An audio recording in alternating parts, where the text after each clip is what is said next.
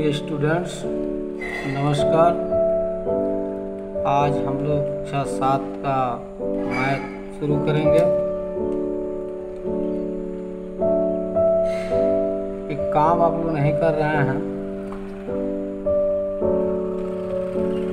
थोड़ा लाइक करिए और अपने जो भी क्लासमेट बच्चे हैं उनको भी शेयर करिए, बताइए कि ऑनलाइन क्लास शुरू हो गया है। चलिए, आज हम लोग पढ़ेंगे मल्टीप्लिकेशन ऑफ इंटीगर्स।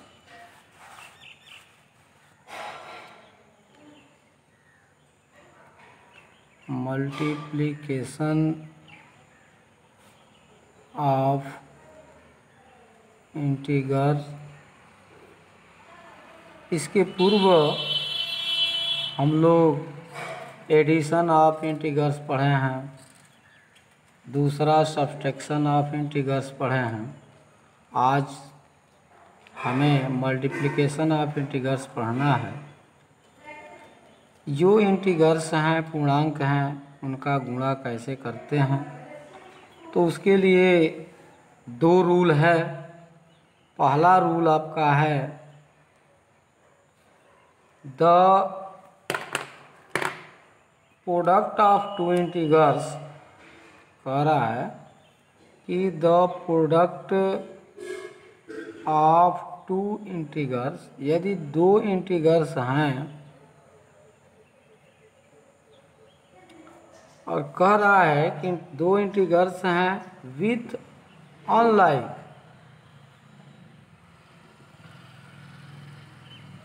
आर या अपोजिट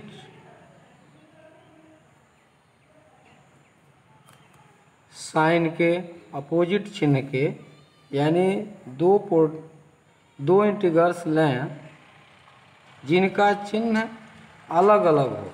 जैसे एक का चिन्ह प्लस हो और एक का चिन्ह माइनस हो, तो जो गुणा करते हैं और जो आंसर आता है वह हमेशा निगेटिव आता है, यानी science is always negative. Example लेकर हम देखेंगे। यदि ए कोई इंटीगर है और यह पॉजिटिव है और बी कोई इंटीगर है जो निगेटिव है, दोनों का हम मल्टीप्लाई करें। दो इंटीगर्स हमने लिया, एक इंटीगर्स पॉजिटिव है, एक इंटीगर्स निगेटिव है, जो यहाँ दिया भी है the product of two integers with unlike, यानी अनलाइक है। या इसको हम कह सकते हैं अपोजिट साइन, विपरीत चिन्ह का है, एक प्लस है एक माइनस है, तो इसका मल्टीप्लाई करने पर हमें ए में बी का गुणा करेंगे ए बी, और प्लस में माइनस का गुणा करेंगे तो माइनस आएगा। यानी हमें यहाँ देखने वाली चीज़ है कि यदि प्लस में माइनस का गुणा करते हैं तो माइनस मिलता है, माइनस में प्लस का गुणा करते हैं तो माइनस मिलता है। यानी एक चिन्ह विपरीत हो तो हमें जो रिजल्ट मिलेगा वो माइनस मिलेगा। ये पहला रूल था। दूसरा रूल आपका है द प्रोडक्ट ऑफ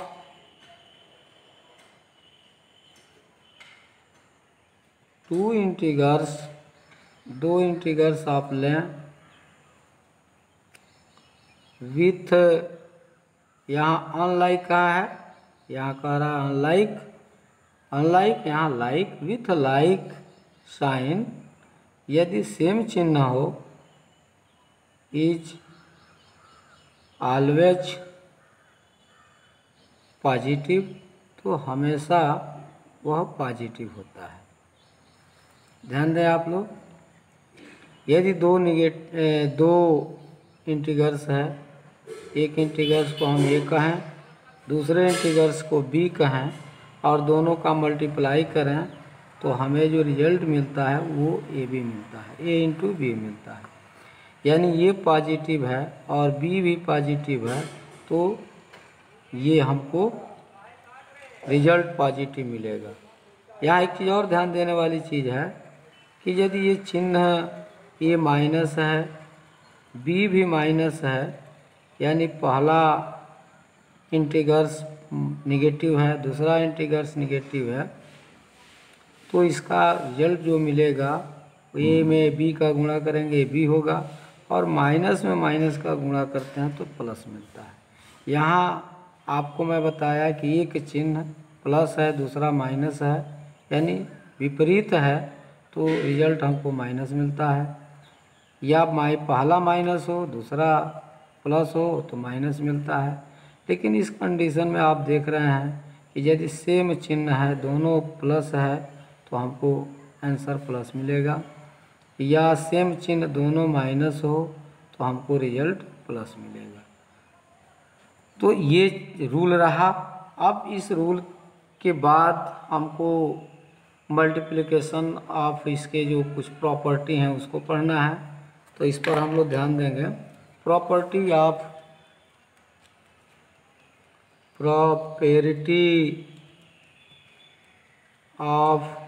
मल्टीप्लिकेशन।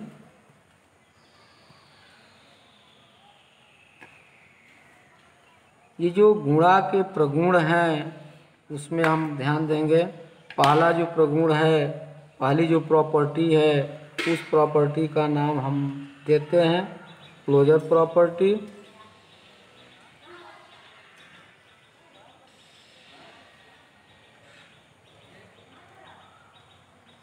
गुणा का संवर्ग प्रगुण, इसमें ध्यान देंगे आप, यदि इफ उसी तरह से जैसे आप एडिशन में आपने देखा कि यदि ए और बी दो पॉजिटिव हैं,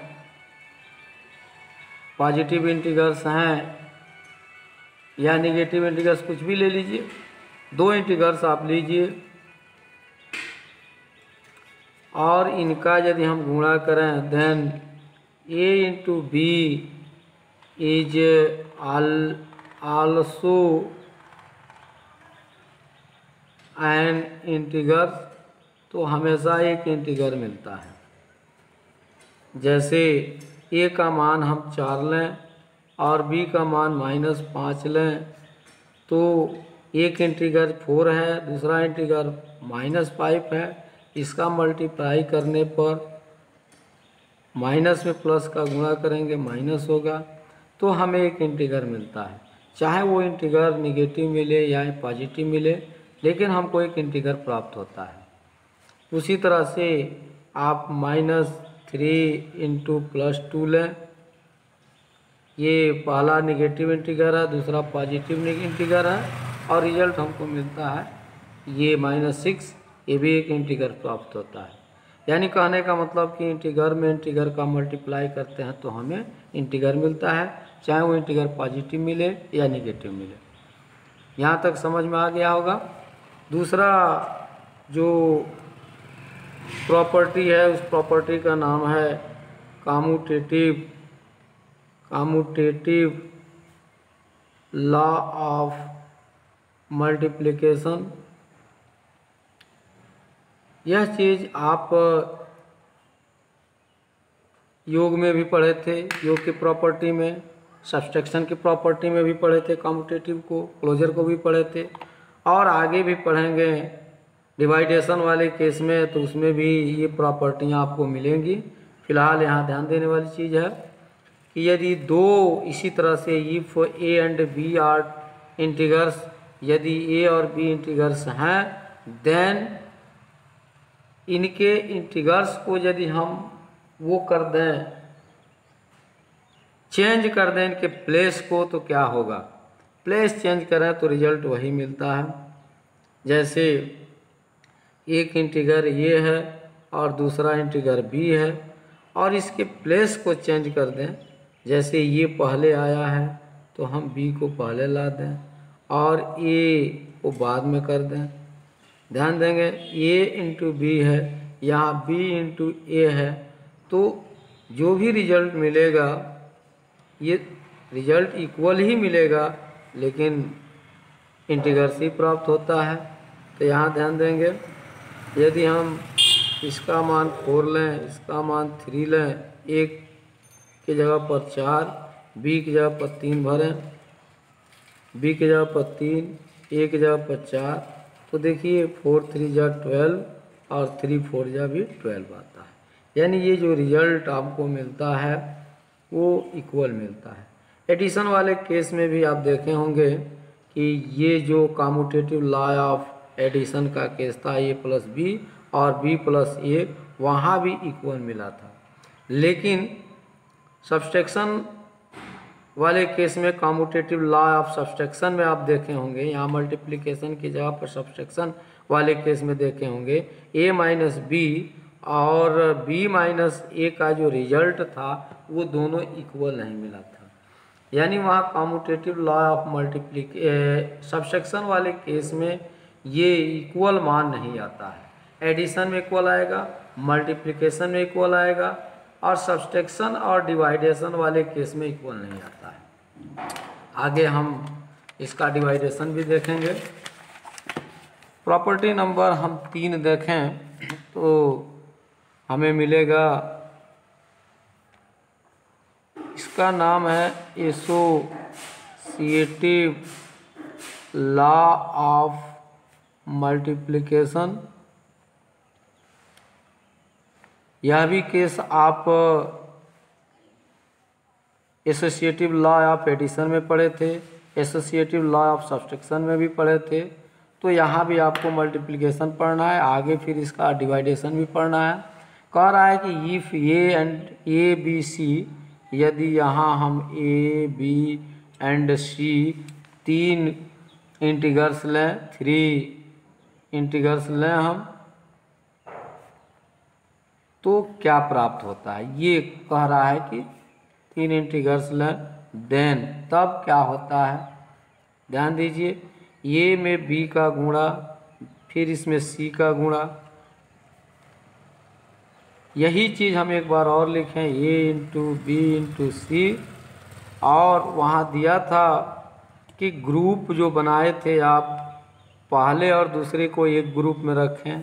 इसमें ये जो इक्वल के बाद जो वैल्यू है, इसके ग्रुप को चेंज कर दें हम। यहाँ ग्रुपिंग बी और सी के साथ करें, यहाँ ए और बी के साथ ग्रुपिंग किए थे, यहाँ बी और सी के साथ ग्रुपिंग करें, तो भी देखेंगे कि जो इसका मान है left hand side right hand side के इक्वल मान आता है। बायां पक्ष दाएं पक्ष के बराबर आता है। योग में भी आप पढ़े थे एसोसिएटिव लॉ ऑफ एडिशन वाले केस में, ए प्लस बी प्लस सी। ए प्लस बी को हमने एक ग्रुप में रखा था, ए प्लस बी प्लस सी में बी और सी को हमने एक ग्रुप में रखा था, तो हमको रिजल्ट बराबर मिला था। लेकिन सब्सट्रैक्शन वाले केस में, एसोसिएटिव लॉ ऑफ सब्सट्रैक्शन वाले केस में आप देखे होंगे, ए माइनस बी माइनस सी, फिर ए माइनस बी माइनस सी। ए माइनस ए और बी को हमने एक ग्रुप में रखा, बी और सी को एक ग्रुप में रखा।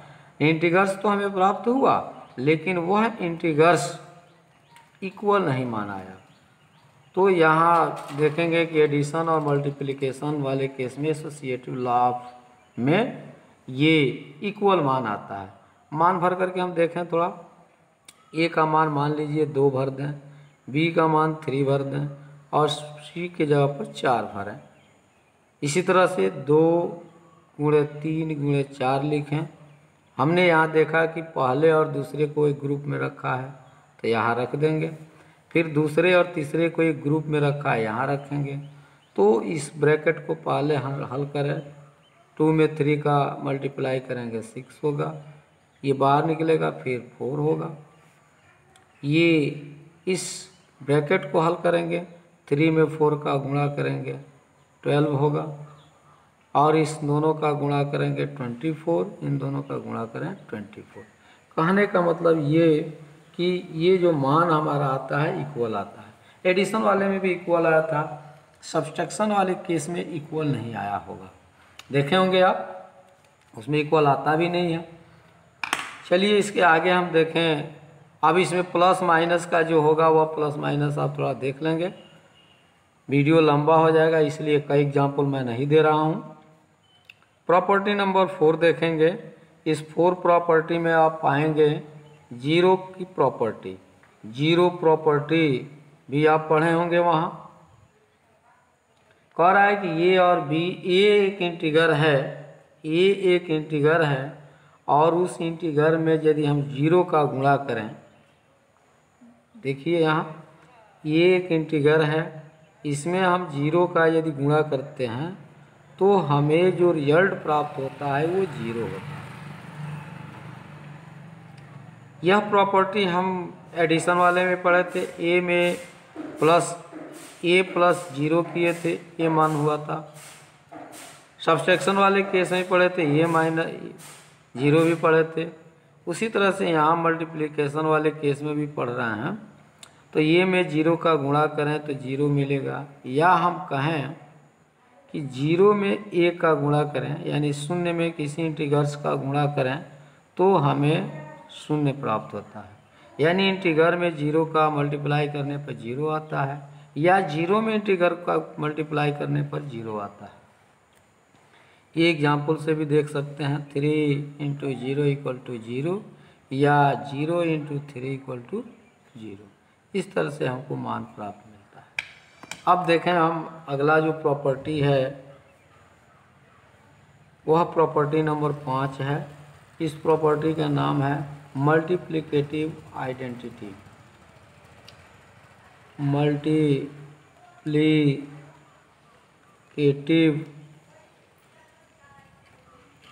आइडेंटिटी है।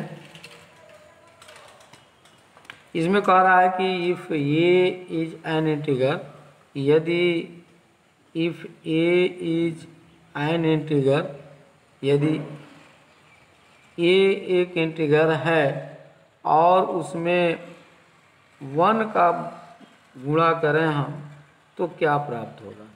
1 में ए का गुणा करें, 1 में किसी इंटीगर का गुणा करने पर ए प्राप्त होता है, या ए में 1 का गुणा करने पर भी हमको ए प्राप्त होता है।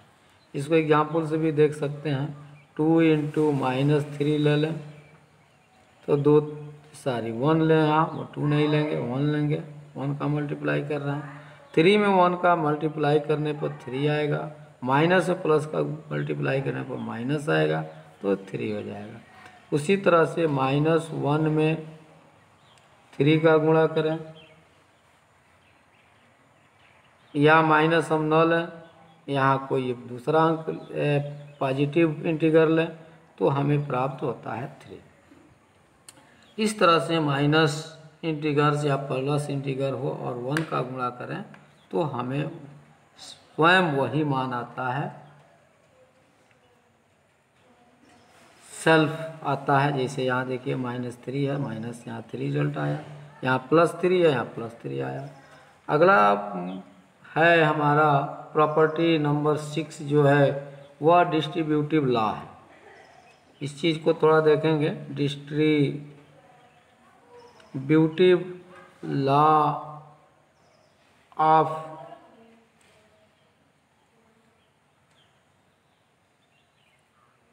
मल्टीप्लिकेशन वाले केस में देखेंगे तो यदि हम 3 इंटीगर्स लें a, b and c, if a, b and c are any 3 integers, then तब क्या होगा। इसमें 2 कंडीशन होता है। पहला कंडीशन बता रहे हैं, ए में बी और सी, ए में गुणा करना है बी और सी को, लेकिन बी और सी के बीच में प्लस का चिन्ह दें। ये डिस्ट्रीब्यूटिव शब्द आया है, ध्यान देंगे आप लोग। डिस्ट्रीब्यूट कर देना है, इसको अलग अलग कर देना है। जैसे बी और सी का यहाँ आप इसके पहले कम्यूटेटिव लॉ में ये एसोसिएटिव लॉ में आपने पढ़ा, ए इंटू बी इंटू सी, 3 इंटीगर्स लिए, तीनों में गुणा किए। लेकिन यहाँ ऐसा नहीं है, ए का गुणा इस बी और सी के डिस्ट्रीब्यूटिव में करना है, यानी इसको अलग अलग कर देना है, पॉजिटिव कर देना है, तो हम देखते हैं कि यहाँ क्या प्राप्त होता है। जैसे देखिए, इसको हम दो तरह से भी हल कर सकते हैं, या तो ब्रैकेट हल करने के बाद हम गुणा करें, या इसमें इसका गुणा करके तब हल करें। अभी एग्जाम्पल से मैं आपको समझा दूंगा। ए में बी का गुणा करें तो ये मिलेगा ए इंटू बी, और बी ए का हम सी में गुणा करें तो हमें मिलता है ए और सी। कहने का मतलब कि ब्रैकेट में जितने भी इंटीग्रल्स हों उन सब में ये जो बाहर इंटीग्रल्स है उसका मल्टीप्लाई हो जाएगा, और जो यहाँ चिन्ह होगा वो चिन्ह लग जाएगा। जैसे अगला एक और इसका रूल है, उस रूल को देखें। ए में यहाँ बी है और यहाँ सी में डिफरेंस है, बी और सी, बी डिफरेंस सी में हम यदि ए का गुणा करते हैं तो हमें क्या मिलता है, ए और बी, ए इंटू बी, और ए में सी का गुणा करें, उसके पहले माइनस का चिन्ह है, माइनस में प्लस का मल्टीप्लाई करेंगे माइनस होगा, ए में सी का गुणा करें ए सी। तो इस रूल के तहत भी हम हल कर सकते हैं, या इस रूल के तहत भी हल कर सकते हैं। एग्जाम्पल लेके हल करेंगे, थोड़ा देखेंगे। यदि है, पहले वाले को मैं हल कर रहा हूँ। ए के जगह पर यदि हम 2 भरें, बी के जगह पर 3 भरें और सी के जगह पर 4 मान लें तो क्या मान मिलता है। पहले मैं इसको हल करके आपको दिखा रहा हूँ।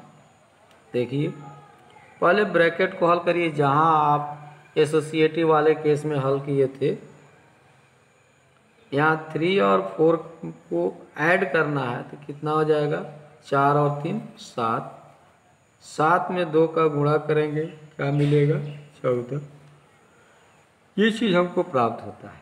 या हम कहें कि इस मेथड से हल करें कि हम पहले वाले इंटीग्रल्स का गुणा हम दोनों में अलग अलग करके तब जोड़ें। यानी पहले देखिए, यहाँ ऐड करके, ब्रैकेट को ऐड करके तब गुणा हुआ है, और यहाँ गुणा करके तब ऐड किया गया है। अभी दिखा दे रहे हैं आपको। 2 गुणे 3 धन 4 है, इस चीज़ को देखें। 2 में 3 का गुणा करें, 2 गुणे 3, 2 में 4 का गुणा करें, 2 गुणे 4, यही कंडीशन मिलता है। ए गुणे बी, देखिए ए गुणे बी और ए गुणे सी, यहाँ ए गुणे सी यानी 2 गुणे 4। ए का मान 2 है, बी का मान 3 है। तो देखिए 2 3 6, 2 4 8। अभी हमने रिजल्ट पाया 14, ये भी रिजल्ट हमको 14 मिलता है। तो कहीं से कोई दिक्कत नहीं है। आप ब्रैकेट हल करके तब मल्टीप्लाई करिए, या मल्टीप्लाई करके अलग अलग मल्टीप्लाई करके तब इसको ऐड कर दीजिए। इस तरह से आपको मान प्राप्त हो जाता है। इसका दूसरा वाला केस हम भी देख सकते हैं, आगे मैं बता रहा हूँ। यदि हम दूसरे वाले केस को लें, ए इंटू बी माइनस सी लें, ए में बी का गुणा करें ए गुणे बी, ए में सी का गुणा करें ए सी। इस मान को हम लें तो जैसे हम ए का मान 2 लें, बी का मान 4 लें या 3 ही ले सकते हैं, जो भी लीजिए। वही जो पुराना पहले आप लिए हैं उसको ले लीजिए। देखिए, इसको पहले 2 गुणे 3 में से 4 निकलेगा नहीं, तो हम 4 से 3 निकालेंगे, मान माइनस होगा, क्योंकि निगेटिव मान ज़्यादा है तो घटाते समय चिन्ह जो होता है वो निगेटिव का हो जाता है। ध्यान दीजिए, 2 में 1 का मल्टीप्लाई करेंगे 2 होगा, माइनस प्लस माइनस हो जाएगा। अब हम इस केस को देखें। 2 यहाँ भरें, बी का मान क्या है 3, यहाँ भरें, ए के जगह पर 2 भरें, बी का मान 4 है, -4 है, माइनस को ब्रैकेट में कर देंगे। 2 तिहाई 6, और देखिए माइनस माइनस प्लस हो जाएगा, 2 चौको 8। यहाँ आप देख रहे हैं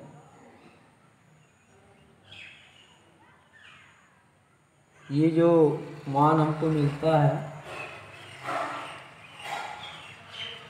कि कहीं गड़बड़ हो रहा है। नहीं, माइनस नहीं है, ये प्लस है। 2 तिहाई 6 होगा और 2 चौको 8 है। यहाँ मैंने प्लस समझ माइनस समझ लिया था। -2 का यहाँ गुणा होगा, ये माइनस होगा, 2 × 4 हो जाएगा।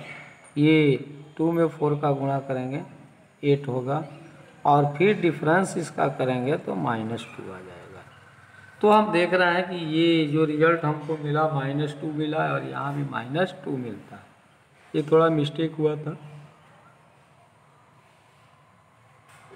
ये प्रॉपर्टी आपकी जो 6 है, पहली प्रॉपर्टी क्लोजर प्रॉपर्टी, दूसरी कम्यूटेटिव लॉ ऑफ मल्टीप्लिकेशन, तीसरा एसोसिएटिव लॉ ऑफ मल्टीप्लिकेशन आपने पढ़ा, चौथा प्रॉपर्टी जीरो की प्रॉपर्टी पढ़ी आपने, पांचवी प्रॉपर्टी मल्टीप्लिकेटिव आइडेंटिटी आपने पढ़ा, और छठवां जो प्रॉपर्टी आपने पढ़ा वो डिस्ट्रीब्यूटिव लॉ का पढ़ा।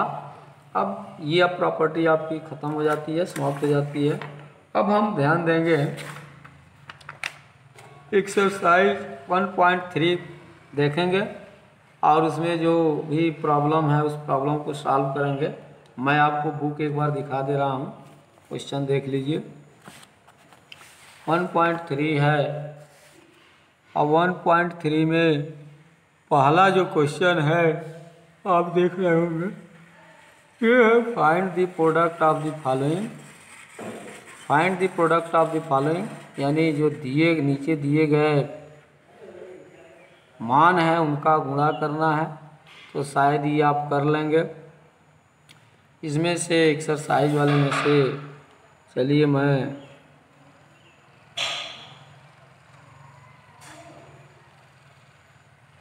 पहले क्वेश्चन का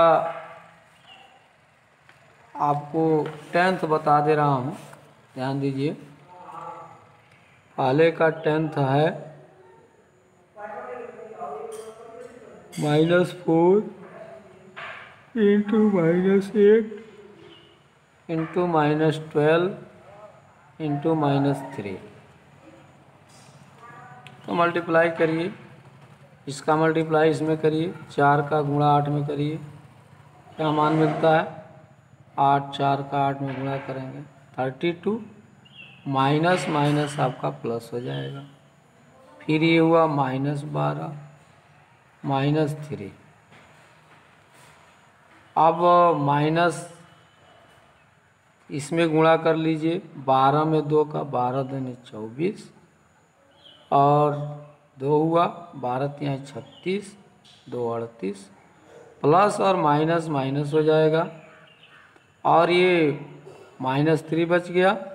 फिर आप इसका मल्टीप्लाई दोनों का करिए, 3 में 4 का 12, 3 में 8 का 25 हो जाएगा, 3 में 3 का 9, और 2 ये हो जाएगा, माइनस माइनस प्लस हो जाएगा। तो ये हमको रिजल्ट मिलता है।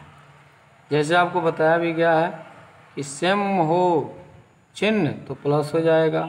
यहाँ दोनों में विपरीत चिन्ह है, पहला रूल था तो माइनस हो गया, फिर यहाँ दोनों में माइनस सेम चिन्ह है तो प्लस हो गया। ऐसे क्वेश्चन नंबर 1 आप हल कर लेंगे। उसके बाद से क्वेश्चन नंबर 2 है find the value of the following. इसको भी आपको हल करना है। तो मैं पहला क्वेश्चन बता रहा हूँ, फिर उसके बाद से एक क्वेश्चन और बता दूंगा। क्वेश्चन नंबर 2 का जो फर्स्ट है इसको देखें आप, ये है 1372 गुणे 425 माइनस है 372 गुणे 425। इसको ध्यान देंगे आप लोग। यदि हम इन दोनों का गुणा करें और फिर इन दोनों का गुणा करें और तब घटाएं तो इन दोनों के गुणा करने में हमारे पास जो समय है वो समय का लॉस होगा, यानी टाइम नहीं है इतना हम गुणा करें। और यदि टाइम भी है, यदि गुणा करते भी हैं तो चांसेस गलत होने का ज़्यादा हो सकता है। तो हम क्यों नहीं किसी ऐसे मेथड से, सरल विधि से इसको हल कर लें ताकि कम समय लगे और प्लस गलत होने का चांस भी कम आए। तो आप देख रहे हैं कि इसमें माइनस के पहले यहाँ 1372 गुणे 425 है, 372 गुणे 425 है। तो ये एक वैल्यू होता है ये, और दूसरा ये होता है।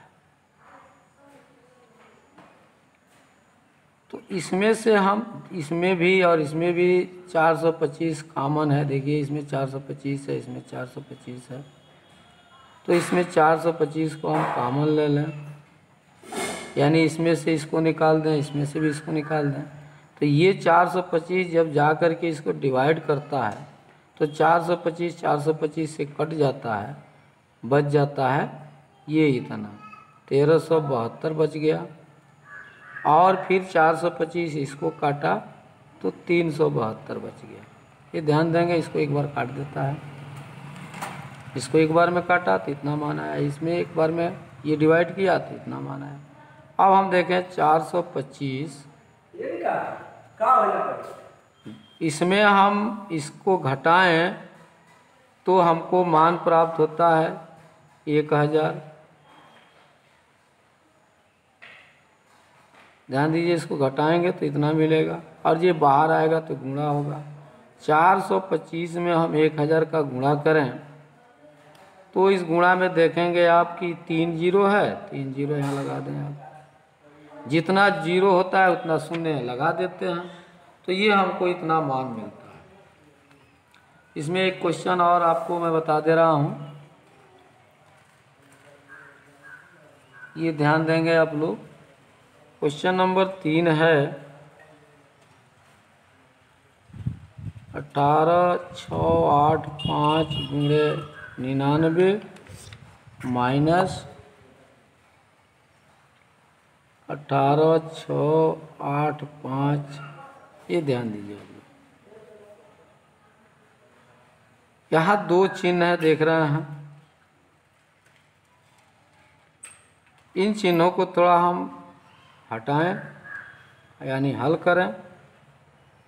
माइनस में माइनस का गुणा करेंगे प्लस हो जाएगा। अब देख रहे हैं कि एक पद हमको ये है और दूसरा पद ये है, इसमें भी एक पद ये था, एक पद ये था। तो इन दोनों पदों में हम देख रहे हैं कि 18,685 18,685 दोनों में है, तो हम इसको कॉमन ले लें। 18,685 कॉमन ले लिए, यानी उभयनिष्ठ ले लिए, दोनों में है। तो इसको हम इससे डिवाइड किए तो एक हुआ, एक में 99 का गुणा होगा, 99 ही हो जाएगा, और प्लस इसमें इसका डिवाइडेशन करेंगे तो एक होगा, एक बार में कटेगा, तो यहाँ 99 हो गया और यहाँ एक हो गया। ध्यान से देखिएगा। अब 18,685 गुणे इसको हम ऐड कर दें तो हो जाएगा 100, और फिर इसमें हम इसका गुणा करें तो 2 शून्य है, 2 शून्य हो जाएगा। यानी हम बैठ करके इस दोनों का गुणा करें इस पद का तो लंबा समय लगेगा, और तब हल करें। जैसे यहाँ भी हम इन पद का गुणा करें, इस पद का गुणा करें तो समय ज़्यादा लगेगा। तो ये इजी मेथड है, आसान विधि है, इस विधि से आप इसको हल करेंगे। ऐसा नहीं कि इन दोनों का गुणा कर दें, इन दोनों का गुणा करके या तब घटाएं या जोड़ें तो आप का जो मेथड है वो गलत हो जाए। ऐसा नहीं है, गलत नहीं है, लेकिन कम से कम समय और दूसरी चीज़ की गलत होने का चांस हम ना दें। इस विधि से आसान है, इजी मेथड है। बाकी इसमें से क्वेश्चन आप लगा लेंगे। क्वेश्चन नंबर 3 आप देखेंगे,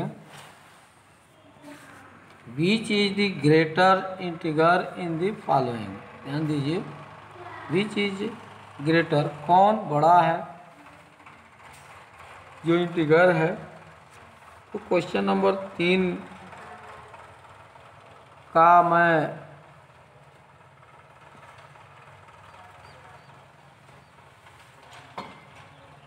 दूसरा बता दे रहा हूँ, सेकंड देखिए।